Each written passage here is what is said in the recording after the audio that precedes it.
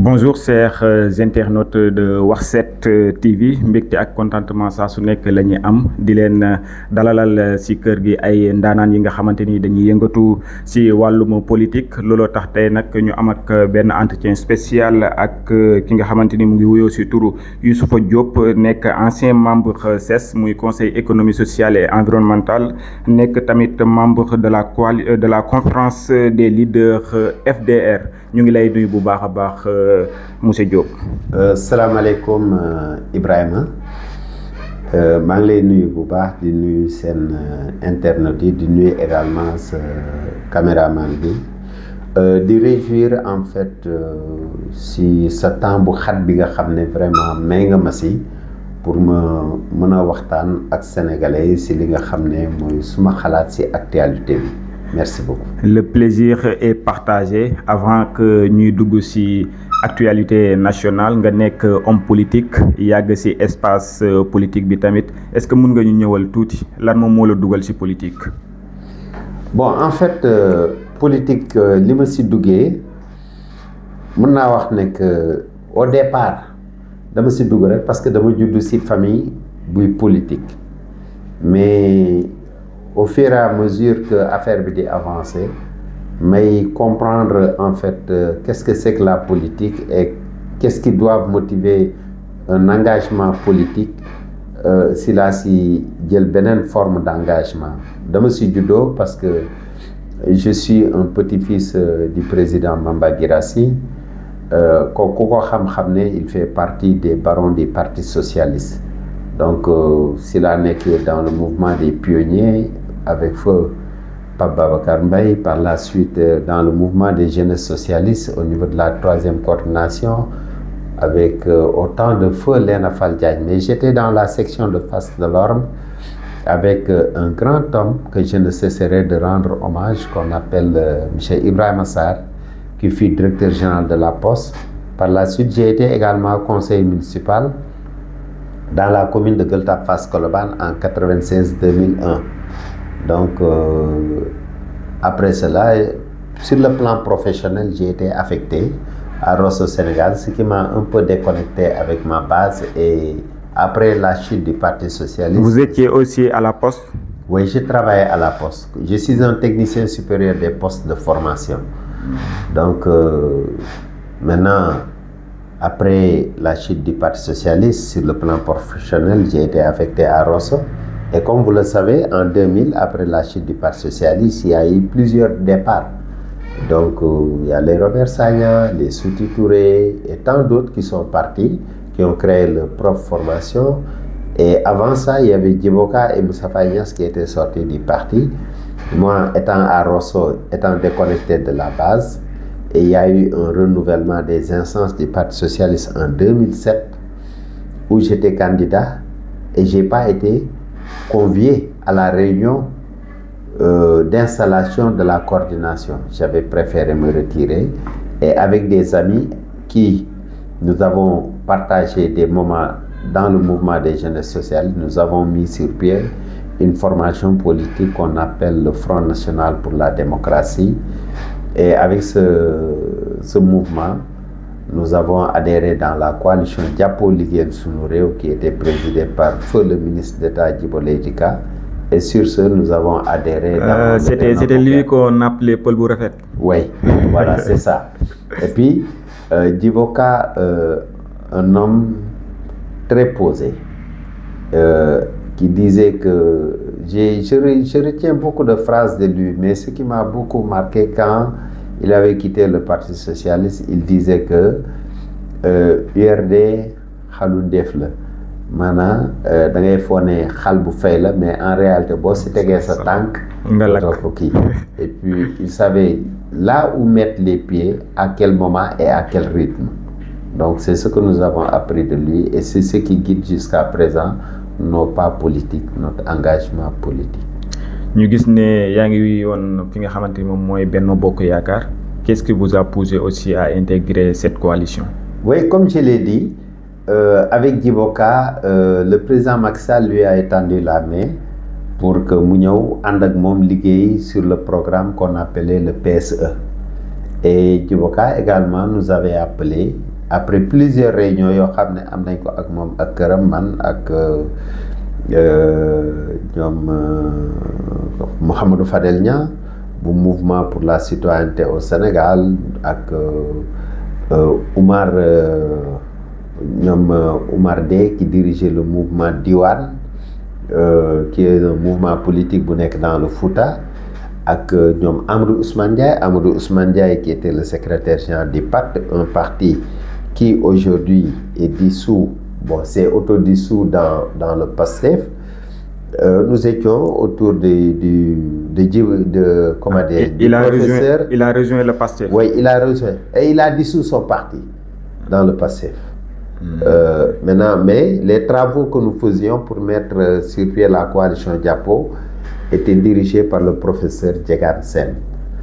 Donc finalement, par un congrès tenu au niveau du Foire, nous avons créé la coalition Diapo et nous avons adhéré dans la grande coalition, la coalition présidentielle qu'on appelait Benno Bokk Yakaar. Moi, j'étais au niveau des cadres, Djiboka était au niveau de la conférence des leaders, mais lorsqu'il a été rappelé à Dieu, j'ai été coopté à la conférence des leaders de Benno Bokk Yakaar, ce qui m'a donné l'occasion de pouvoir siéger à des réunions convoquées par son Excellence le président Macky Sall, à qui je renouvelle mon amitié, à qui je renouvelle mes félicitations, et je prie Dieu de l'accompagner et de lui donner ce qu'il est en train de convoiter, le poste de secrétaire général des Nations Unies. C'est quelqu'un qui m'a beaucoup formé, le président Macky Sall, parce que c'est avec lui que j'ai commencé à travailler sur les politiques publiques. En tant que membre du Conseil économique, social et environnemental, j'ai assisté à des sommets tels que la COP28 à Dubaï qui parle de l'environnement sur le plan mondial. Et cela, je le dois au président Macky Sall. Donc, je lui renouvelle mes remerciements et j'ai également un attachement particulier à l'endroit de ce monsieur. Merci. ñu gis ne yaa ngi woon fi nga xamante moom mooy ci coalition Benno Bokk Yaakaar jusqu'à présent yaa ngi foofu noonu wala. non coalition Benno Bokk Yaakaar amatul. mais autant pour moi dama juum fi nga xamante ni moom mooy APR actuellement ni lan mooy sa relation ak ñoom. waaw xam nga bi may dem Benno Bokk Yaakaar nous on soutenait le président Macky Sall. qui était APR, oui, président de l'APR. Oui, on soutenait le président Macky Sall. Après que le Benno Bokk Yakaar ait perdu le pouvoir, on a créé Takku Wallu. Oui. Le président Macky Sall était la tête de liste aux élections législatives, donc j'ai soutenu Takku Wallu à cause du président Macky Sall. Avant Takku Wallu, sa position en politique. C'est-à-dire bi ñu créé Benno Bokk Yakaar. Oui. Moom la ñu gouverner, mais bi ñu perdre le pouvoir, après le président Macky Sall a dissous le Benno Bokk Yakaar après concertation avec les grands, n'est-ce pas, avec les leaders qui étaient dans le Benno Bokk Yakaar ñu tas ko. Mais dañu dem ay élections législatives parce que xam nga assemblée bi fi nekkoon le président Diomaye daf ko dissoudre après 2 ans de voilà fonction. Ba ñuy dem élection législative dañu créé woon Takku Wallu. Takku Wallu boobu président Macky Sall moo jiite woon liste bi ma souteniraat président Macky Sall soutenir président Macky Sall mooy soutenir Takku Wallu. Montrez votre fidélité. waaw parce que président Macky Sall aujourd'hui moom moo réfléchir sur le PSE et je ne l'ai pas soutenu parce que c'est sa personne, je l'ai soutenu parce que les idées yi nga xam ne moom la ñu matérialiser dans le PSE m'a convaincu. Et jusqu'à présent, le PSE, je trouve que c'est l'outil de travail qu'il faut au Sénégal pour être un pays émergent, un pays développé.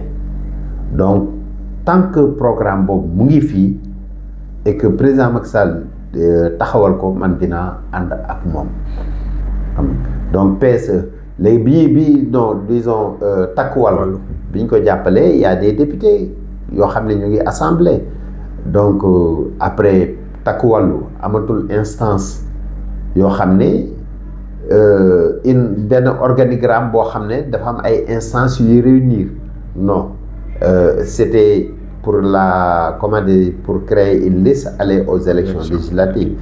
Mais maintenant il y a ce qu'on appelle le Front pour la défense de la République et de la démocratie, le FDR.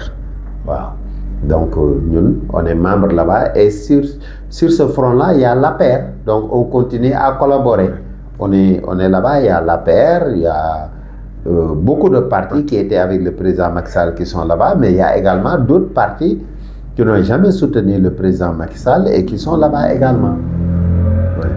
nga nekk fi nga xamante ni muy nga bokk ci membre de la conférence des leaders bu FDR. Oui. ñu gis ne démb ñu ñëw ci actualité bi nga xamante ni moom moo secoué le Sénégal muy démb ñu gis ne ñu ngi doon def révision constitutionnelle ñu gis la fi nga xamante moom mooy Assemblée nationale démb nga génn fa après tàllaloon nañ la li nga xamante moom mooy micro sax nga am ni nga xamante ni exprimé wu nga ko ne da nga ci am naqar lan moom moo waral lool.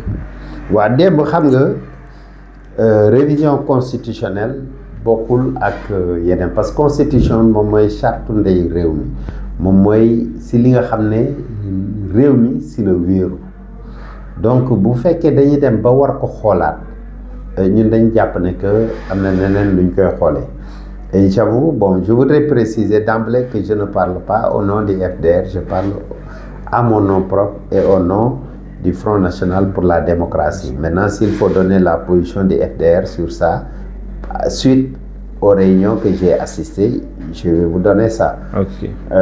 Donc, dem foofu parce que les jeunes du FDR avaient appelé à se mobiliser devant les grilles de l'Assemblée nationale pour manifester notre désaccord sur le processus de modification de la constitution. lan moo ban désaccord ngeen gis ci modification. waaw parce que d'abord boo xoolee texte bi xam nga le président Diomaye en 2024 dafa woote woon ay toog waxtaan sur la justice. assise de la justice sur la justice assise de la justice. En 2025 mu woote waat ay ndaje yoo xam ne pour toog waxtaan la ci wàllu politique bi ci Sénégal.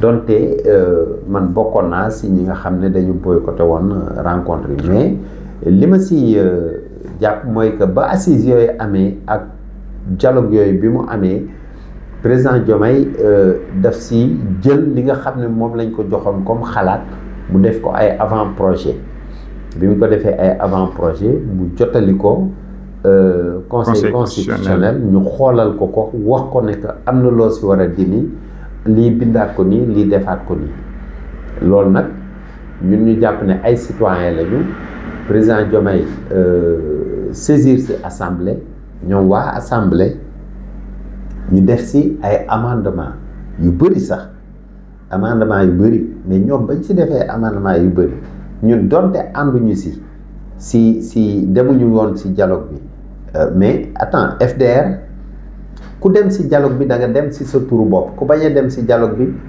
demoo ci parce que sa engagement personnel la le FDR n'était pas engagé. Est-ce que kon vous avez le droit d'en parler? Je suis un citoyen. Tout ce qui se décide à l'Assemblée se décide pour moi ou contre moi, que je le veuille, oui ou non. Pour l'avenir du j'ai voté pays. Pour eux ou bien je n'ai pas voté pour eux. En ma qualité de citoyen, j'ai le droit de me prononcer sur la Constitution. Constitution bi bokkul ak yeneen yi kon bi ñu demee ba di ko modifier ki nga xam ne sax dafa boycotté woon dialogue yi Diomaye woote woon ba Diomaye génne ci avant-projet ka nga xamee ne voté lul sax Pastef bi nga xam ne mooy majoritaire à l'Assemblée kooku am na droit wax xalaatam ci constitution parce que la constitution loi yi nga xam ne ñoom ñoo ci nekk dafay agir en moi kon bu ñu ko naree modifier man dama am suma kàddu bu ma ciy wax te ni ma ciy waxee sama kàddu mooy nañ ko yóbbu référendum loolu mais vous êtes pour le fond non il y a de ces amendements que je ne partage pas sur la démarche je vous ai dit que sur la démarche c'est-à-dire que mu am vote bi à l'Assemblée je ne partage pas cette démarche moi ce que je propose c'est qu'il y ait un référendum xam nga mais aussi boo demee ci amendement yi parce que boo xoolee amendement yi nga xam ne ñoom la Pastef def ci biir bëri na bëriwaay boo xam ne dootul une modification substantielle mais c'est une modification en profondeur. Ça entraîne, voilà, donc dafay entraîner en fait un changement sur la nature du régime bi nga xamee ne que moom mooy dox Sénégal. Presque 30 lois la ñuy. Oui, bon, il y a certains qui disent 35 articles, il y a d'autres qui disent 29, comme ça. Mais li ma mën a wax de mooy ce n'est pas n'importe quel article ak du n'importe quel amendement lañ fa dugal dafa am par exemple tey bu fekkee ne que le président de la République comme le disait le ministre de la Justice, le président de la République qui est élu par les Sénégalais sur la base d'un programme, parce que c'est lui qui dit qu'il va incarner ce programme. Les Sénégalais lui ont fait confiance, Falcon. Mais c'était le projet de Pastef, le programme de Pastef. Oui, mais c'est pas les gens ont voté pour Diomaye. Parce que boo demee ci bulletin de vote ba attention boo demee ci bulletin de vote dañ fa voté photo Diomaye bind ci Diomaye comment il s'appelle Diomaye Bassirou Diomaye Faye lañ ci bind candidat. Mais donc c'est lui le candidat. Sous la direction de monsieur Ousmane Sonko aussi. Bon, ils sont du même parti, mais le candidat, ce n'était pas Ousmane Sonko. C'est pas Ousmane Sonko qui va rendre compte à la fin du mandat. C'est Diomaye. Les gens ont voté pour Diomaye. Bassirou Diomaye Faye. Les gens ont voté pour lui. Donc c'est lui qui incarne effectivement. Donc c'est à lui de définir la politique de la nation. Comment vous pouvez comprendre quelqu'un qui est nommé, le président de la République, à qui les Sénégalais ont accordé leur suffrage, wala yow nommé la nga wëlbatiku ne ko damay toog ak yow pour ñu définir doo wala ñu déterminer doo la politique de la nation. boo leen amee ay divergence doo leen juboo kon ki nga xam te tamit bu mandat ba jeexee qui rendra compte, le Premier ministre ou le président de la République? Le président. Mais donc pourquoi voulez-vous que cette prérogative que lui accorde la Constitution que mu koy partager avec quelqu'un boo xam ne moom moo ko nommé? Ça c'est une incohérence. Mais en étant président de l'Assemblée nationale foofu noonu parlement bi am nañ droit ñoom tamit modifier li nga xam ne mooy constitution. Effectivement waaye nag tamit président tamit am na droit ne lii ngeen modifier dama koy jox askan bi mu wax ci xalaatam. Exactement. C'est ce qui se passe. Mais ñoom si tu suis toujours le ministre de la Justice, le président avait déjà informé le président de l'Assemblée nationale que ce texte, que comment dirais-je, ce projet de modification, il va le soumettre à l'appréciation du peuple. Qu'il va le soumettre à l'appréciation du peuple. Vous voyez? Donc li nga xamee ne président daf koy soumettre à l'appréciation du peuple kon ñoom waruñu woon yàkkamti démb di paraxi parce que jotoon nañ lettre bu leen wax ne que président da koy soumettre à l'appréciation du peuple. Et puis ñoom président dafa jógoon sur la base des assises ak dialogue politique bi mu defoon ba créer 4 avant-projets jox leen ko kon kay ñoom bu ñu siy def amendement mun nañ ci def des amendements yoo xam ne sax mais amendement yoo xam ne benn je dirais pas da nga wut le partage mais tu as voulu dérober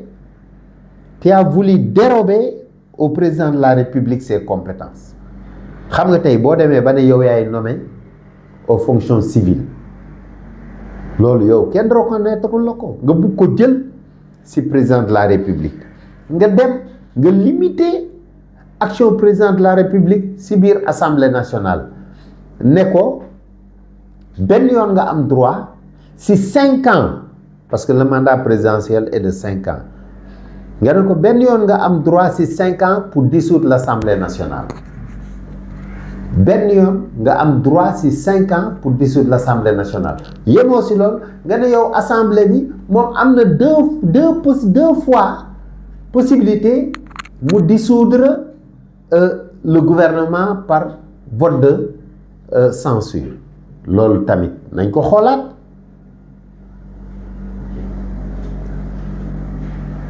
da nga jàpp ne ci côté boobu noonu ki nga xamante moom mooy président Ousmane Sonko président de l'Assemblée nationale dafa nekk dañ ko taayal li nga xamante mooy buubam.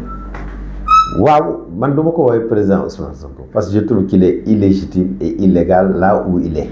mais avant ñuy yegg si foofu noonu ndax Abdou Mbow gis nañ ne démb prononcé woon na loolu noonu dinañ si ñëw. Abdou Mbow boo ko suivre man Abdou Mbow je le suis du tey depuis Ousmane Sonko toog na si perchoir bi foofu bu ñëwee dafay saluer ministre ba fa nekk xam nga ak collaborateur am saluer ses collègues députés doo dégg mu ne président Ousmane Sonko wala non.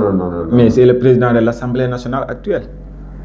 déggoo li ma la dama ne la nam fa toogee Ousmane Sonko d'abord ñun ñëpp nañu waxtaan xam nga man lorsque j'ai été nommé membre du conseil économique social et environnemental mais ba ma jëluloon fonction mais mënuñu ma woon considérer comme un membre du conseil mais ba ma jëlee fonction lañ ma conseillé donc Ousmane Sonko bañ ko nommé bañ ko élire député dafa waroon jël fonction wu député ba pare bu koy suspendre wala buy démissionner mu def ko mais Assemblée nationale dafa am règlement boo xam ne dafa ne woon conseil constitution bi dafa wax ne que fonction wu ministre ak député àndul kon am nga juróom-ñetti fan pour jël sa position wax ne que yow da ngay dem ci gouvernement bi wala ndax da ngay dem assemblée voilà mais moom yooyu yëpp defu ci benn kon dem yeggali liggéeyam parce que ñu ngi fàttaliku vidéo bi fi muy waxee ne président dafa ma soxla ci wetam am na liggéey yu ñu sumb dañ ko bëgg a yeggali mais 8 jours yi jéggi na te Ousmane Sonko kenn mosu ko installé takkal ko écharpe bi jox ko pins bi xam nga donc mënatul woon nekk député donc il est revenu parce que le conseil constitutionnel a vocation à se déclarer toujours incompétent. Mais il fait partie des 30 députés. Et des 130 députés. 130 autant pour moi, 130 députés de Pastef. dafa am durée c'est-à-dire bañ ko falee dafa am temps buñ ko mayoon. de 8 jours. waaw mais boobu délai boobu jàll na te la mu waroon defu ko si kon bu dellu see tey nekk député dama jàpp ne forcing la. c'est un non-député qui siège à l'Assemblée nationale. Violation. Bien sûr.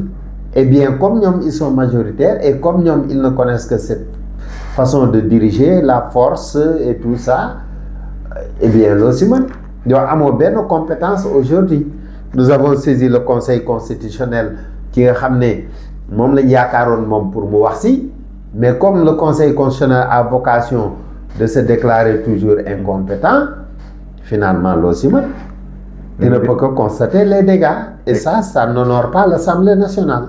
Raison pour laquelle vous êtes sur le même siège que Abdou Mbow. Bien sûr, en ce qui concerne Ousmane Sonko comme président. Bien sûr. Ça moom j'ai la même position que Abdou Mbow.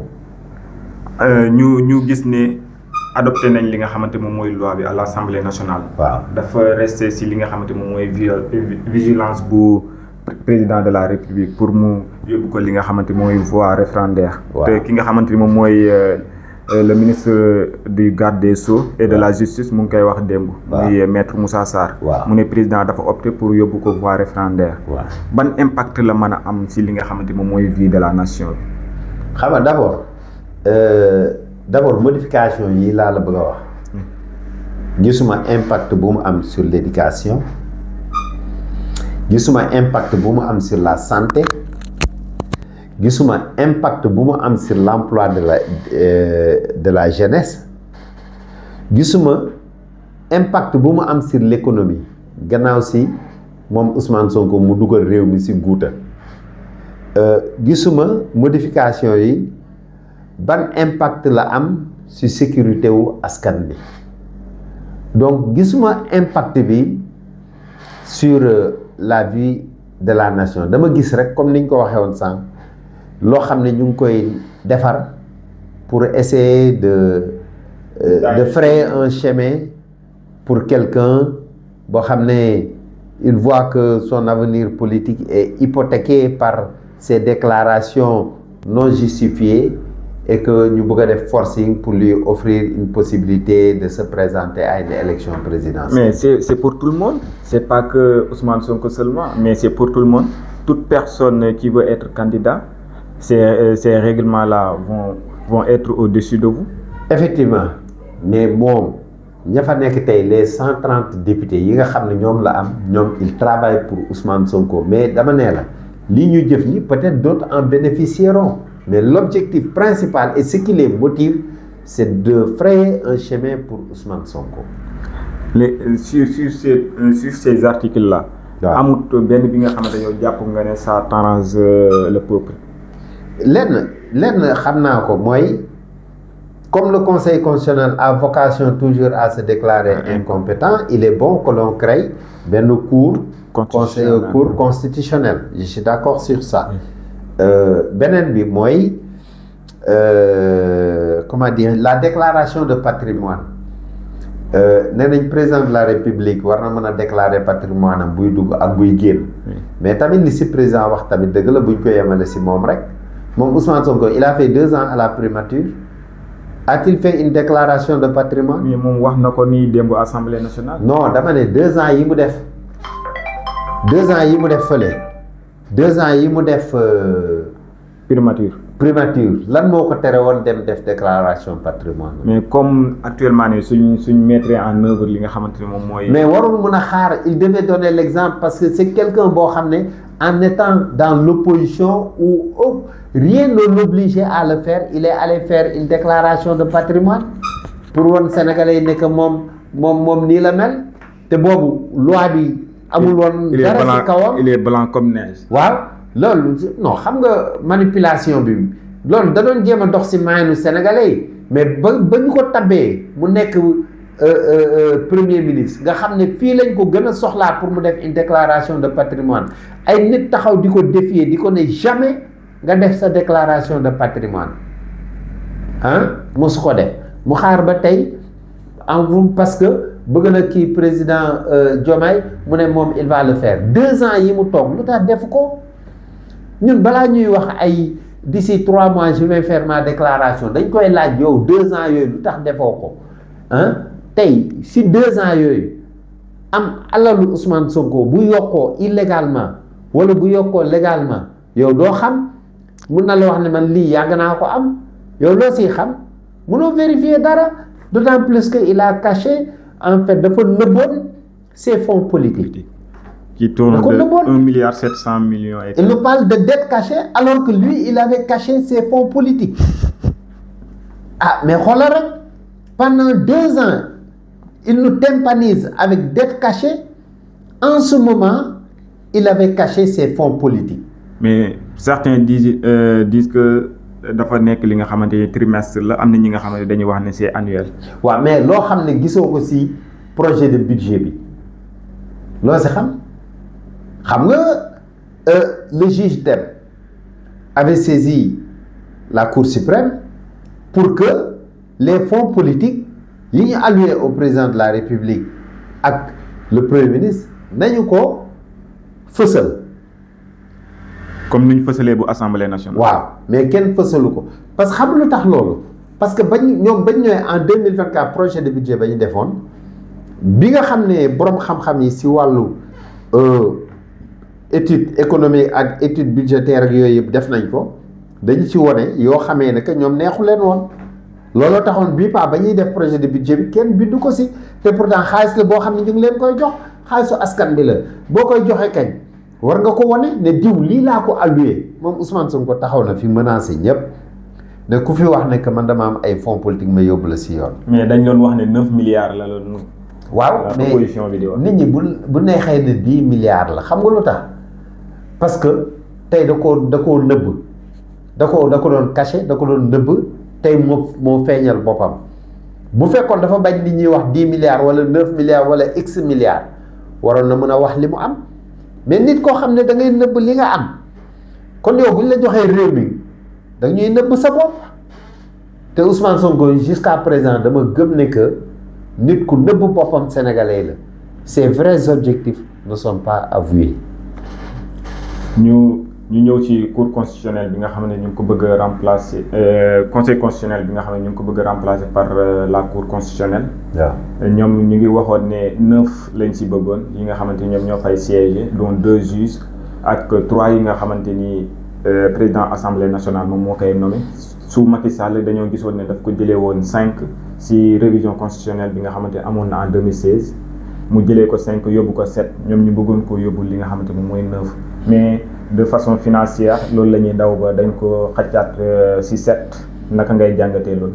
waaw xam nga man de bu ma sañoon sax conseil constitutionnel bi cour constitutionnelle bi ñu bàyyi ko à 7 bon gis naa ne que Pastef avec Ousmane Sonko ñoom 7 la ñu proposé parce que c'est le gouvernement l'exécutif qui avait proposé 9 ñoom ñu avancé ay incidences financières et tout ça mais ñoom ils ont proposé ñu remplacer Sénat bi en CENI non foofu ça nécessite pas en fait des recettes alors que lan la si yoon wax tey boo demee ba créer ay instances ay kuréel da nga war a maanaam accompagner loolu par ay recettes yoo xam ne ñoom ñooy war a permettre kuréel boobu pour mu mun a dox normal daal xam nga tey ñoom bu ñu demee bay wax ne fee dañuy wàññi parce que dépenses yooyu la ñu bañ mu yokku mais créer nañu feneen beneen organe boo xam ne ci amendement yi dañuy wax ne que nañu changer Sénat bi par CENI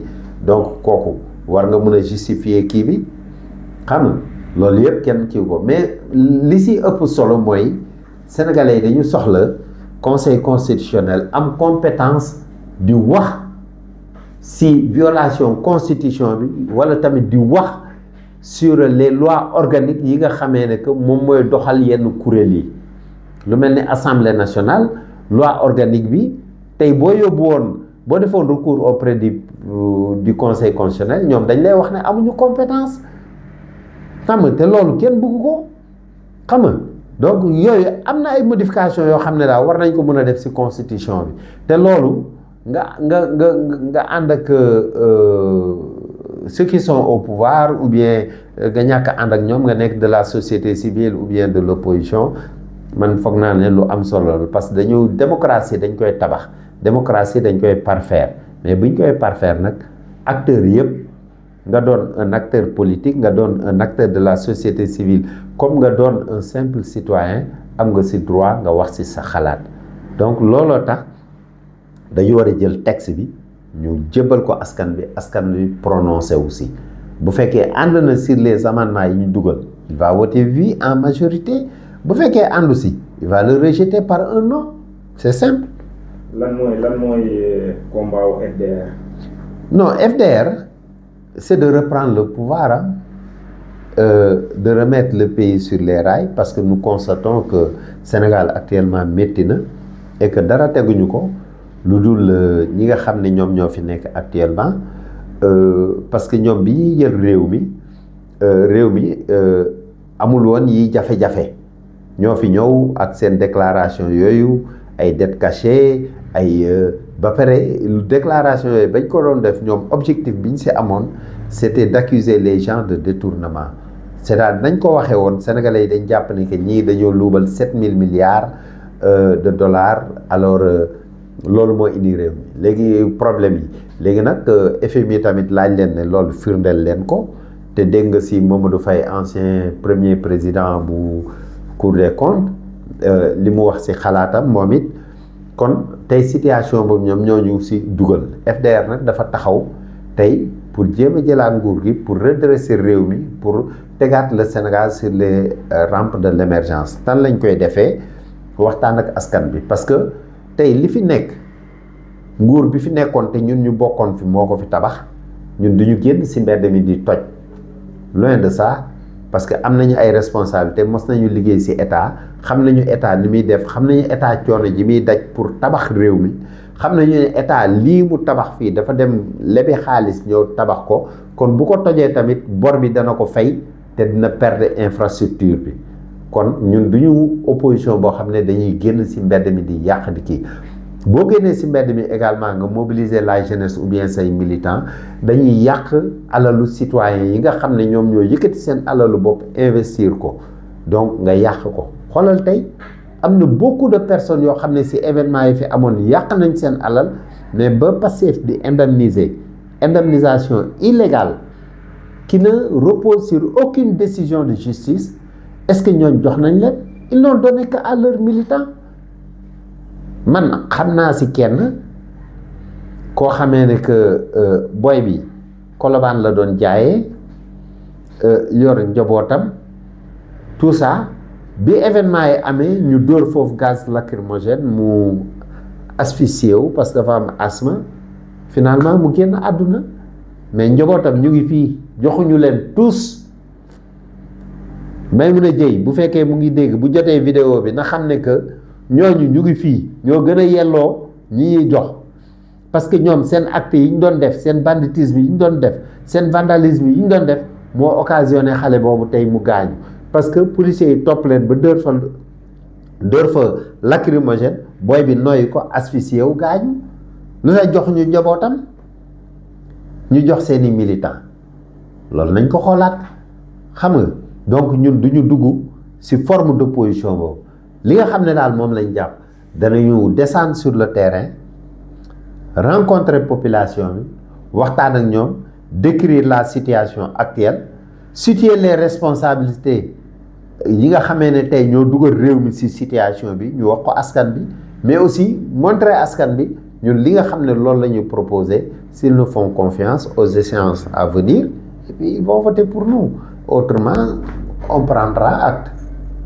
si côté cas Abdou Mbow bi ñu gis ne démb Assemblée nationale am na ñi nga xamante ni doxee na foofu noonu ak yenn ñi ci ñi nga xamante ni jàpp nañ leen ci côté opposition bi lu ko demee ni Abdou Karim Xrum Xax Babacar Ba Forum Justiciable tamit ak Thierno Bocoum ñooñu ñëpp démb arrêté woon nañ leen ban jàngat nga ciy def.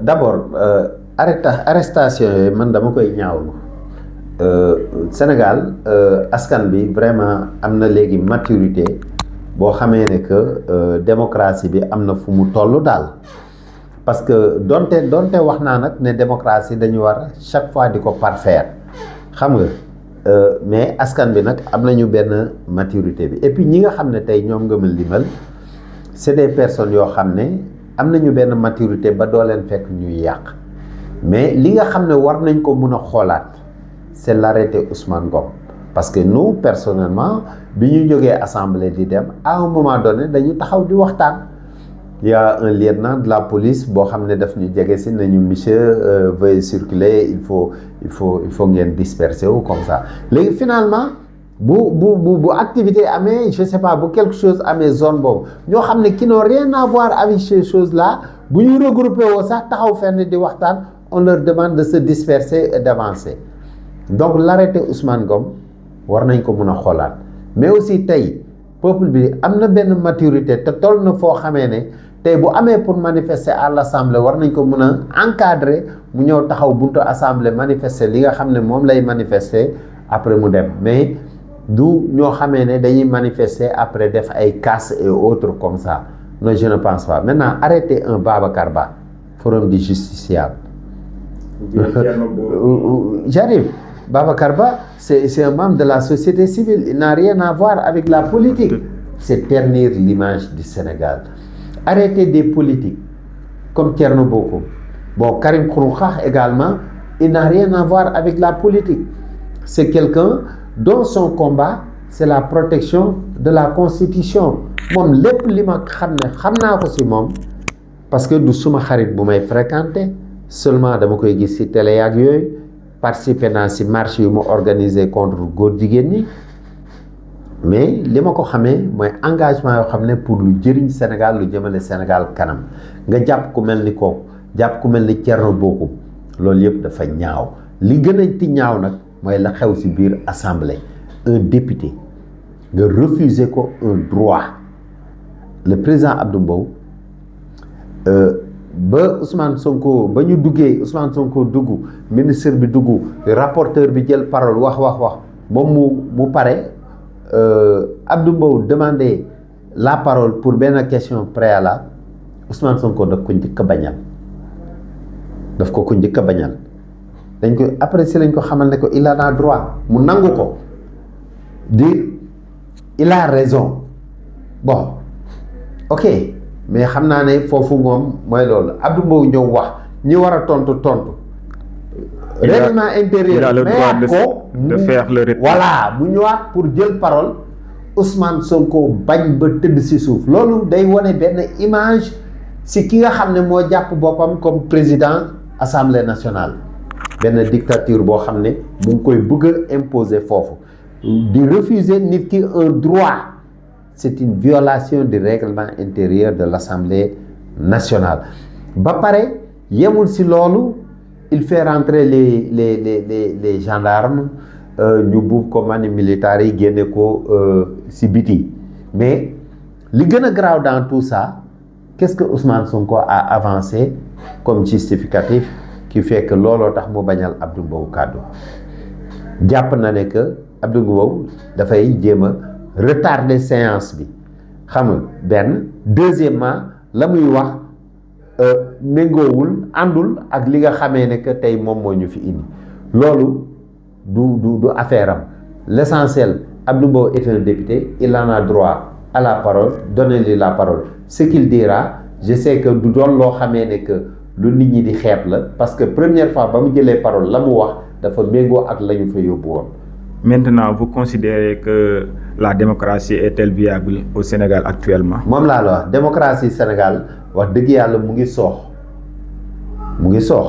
mais nag la démocratie c'est on l'acquiert à la suite de plusieurs luttes, de plusieurs étapes mais également la démocratie c'est quelque chose boo xam ne dañ koy parfaire parce que des circonstances nouvelles peuvent se présenter et que ñu xoolaat nan la ñuy kii mais la démocratie c'est une concertation ce n'est pas la loi de la majorité non parce que la démocratie agit sur tous les citoyens également en profitent xam nga ma donc que ça soit la majorité que ça soit la minorité ou bien que ça soit les non politiques chacun a le droit n'est-ce pas de se prononcer sur la démocratie donc démocratie Sénégal jàpp naa ne waroon na dépasser fii mais malgré que mu ngi avancer mais vraiment dafa li nga xam ne xew na démb refuser les gens de se manifester parce qu'il y a un arrêté Ousmane Ngom l'arrêté là ñoom Ousmane Sonko bi ñu nekkee dans l'opposition dañ ko mës a fustiger donc bi ñu ñëwee lu tax duñ ko dindi l'arrêté devrait être revu xam nga ñu xoolaat ko arrêté bi bu fekkee dafa am tant mieux bu fekkee mënuñu ko dindi tamit war nañ mën a ubbi benn brèche pour permettre à la population de pouvoir se mettre devant l'Assemblée nationale d'exprimer sa pensée parce que quand tu vas aux États-Unis nit ñi dañuy taxaw buntu Maison Blanche ci beneen côté bi xam devant les grilles voilà di wax li ñu xalaat pourquoi pas ici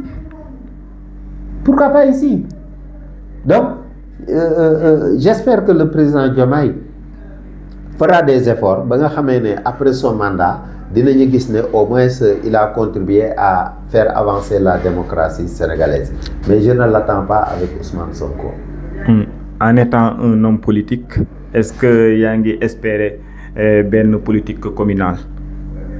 Oui, pour la commune de Gueule Tapée Fass Colobane là où je suis engagé je ne peux pas me prononcer si je serai candidat oui ou non parce que je suis dans une entité qu'on appelle le FDR alors que FDR mu ngi ci ay waxtaan pour xool nan lay engagé woo ci élection locale yi de toute façon ñun li nga xam ne moom la ñu taxawoo ci biir FDR c'est l'unité de l'opposition maintenant nag au niveau de la commune de Gueule Tapée Fass Colobane maa ngi fay dégg ay annonce de candidature mais man j'attends de voir directive bi nga xamee ne que ak critères yi nga xamee ne que moom la FDR di teg pour xool nan lay choisir son camp ak qui sera le candidat. Mais vous le voulez? Le poste de maire? Oui. Bien sûr, je veux servir ma commune, mais je peux également dire que je ne m'engagerai pas pour être maire. Parce que quand je vois d'autres qui sont beaucoup, qui ont plus de possibilités que moi à offrir la commune, en fait, l'Imobogue, je serai avec eux.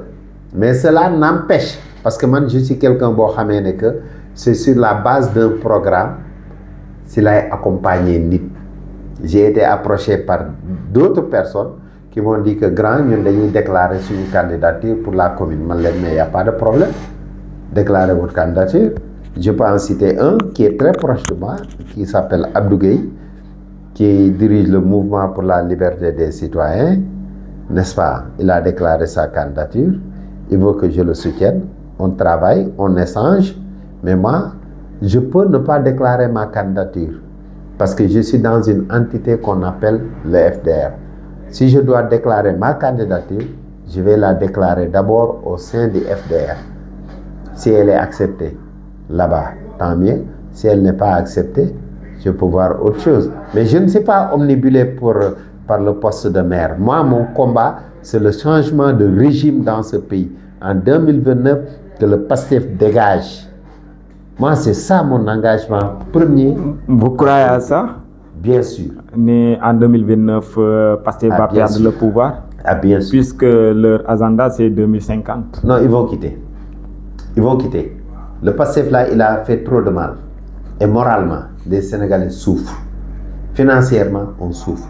L'économie sénégalaise, n'est-ce pas, est à rabais. N'est-ce pas? L'économie sénégalaise est maintenant au 9e sous-sol. Actuellement, les gens ont énormément de difficultés pour joindre les deux bouts. Personne d'autre nous a causé ça que Ousmane Sonko. Avec sa fameuse dette cachée. Ah oui, c'est lui seul. Il est responsable de ça. Qu'il le cherche, qu'il refuse de l'admettre, en tout cas, c'est lui. Et normalement, il devrait même être traduit en justice pour ça. Ah oui, parce que la dette cachée, c'est ce qui a fait que les investisseurs ne sont plus là. Sénégal, lan lay def ay leb goudeeg bëccëg dans la sous-région, ce qui a augmenté la dette.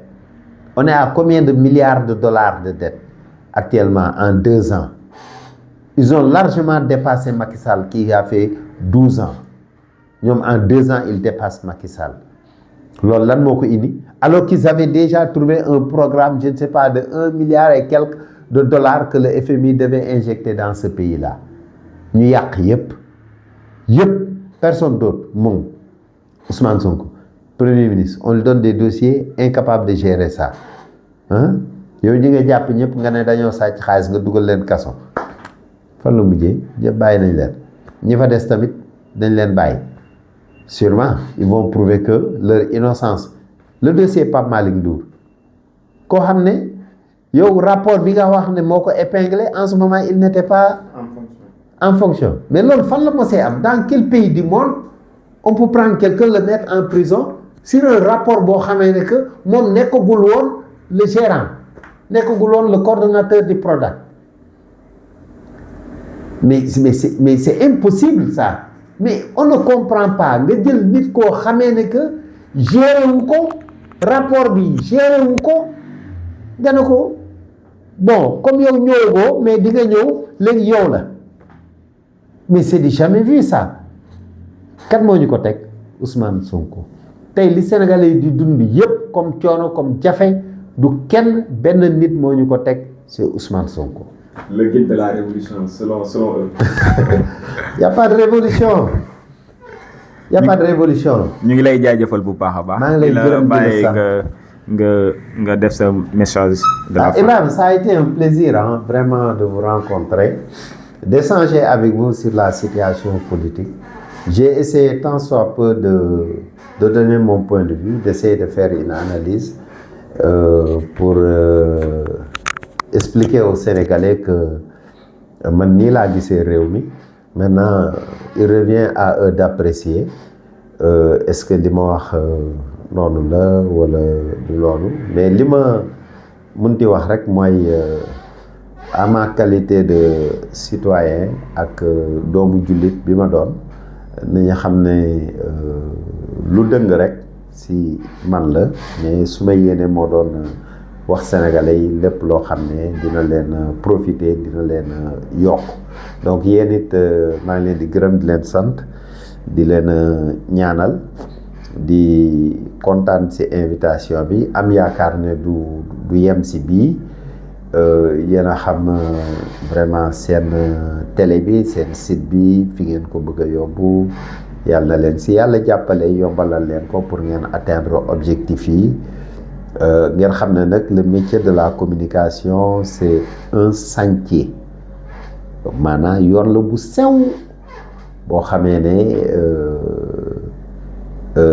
ngeen siy dem ak xel moytu rek lépp loo leen di def comme déclaration na doon loo xamee ne que vous l'avez vérifié n'est-ce pas avant de le diffuser parce que ñu collé nit ki diffusion de fausses nouvelles ou bien yenn yoo xamee ne jarut ko si côté boobu tamit démocratie bi war nañ ko xool parce que bu fekkoon ne que ñu jël nit ki collé ko yenn yi Ousmane Sonko bi mu fiy wax ne que pétrole bi ñu nga teg ay pipeline di charger bateau yi di ko jaay te boobu pétrole bi génnagul Sénégal loolu lan la woon c'est pas une fausse déclaration diffusion de fausses nouvelles ak leneen tey wax na wax a wax ba xam ne sur la dette cachée ba léegi mënu ko firnde loolu du ñu wax ne kii la comment dire diffusion de fausses nouvelles la fii la fi jiiñ Mame Mbaye Niang ay détournement yu kenn xamul sur l'affaire Prodac ba tey ba suba ba gannaaw suba mënul firnde indiwul rapport bi chaque jour mu taxaw ne rapport baa ngi nii rapport ba ma doon wër mu ngi sama table bureau rapport mu ngi nii mu ngi naan te il ne le sort jamais ça il faut éviter ça. Certes, tout le monde, quiconque qui fait la politique veut accéder à des responsabilités et demain diriger ce pays, mais il faudrait nga def ko ak moralité bu seet bañ di tilimal deru gor yi parce que da nga bëgg ku leen jéppi ku bañ a ànd ak ñoom pour yow nga mën a avancer loolu du yokk homme politique. Sénégal tey bu ñu waxee ne politique bi dafa salté parce que dafa am ay homme politique yoo xam ne seen moralité si biir seen politique bi moo salté maanaam ni ñuy doxalee politique moo salté maa ngi leen di gërëm di leen sant di leen jéggalu merci beaucoup. ñu di la jaajëfal bu baax a baax tey nag entretien spécial bi ñu ngi doon dalal Youssoupha Diop nekk ancien membre CES muy conseil économique social et environnemental en même temps mu nekk membre de la conférence des leaders de FDR moom lañ dalaloon tey nag di leen jox dig daje rek ci beneen numéro incha allah jërë ngeen jëf.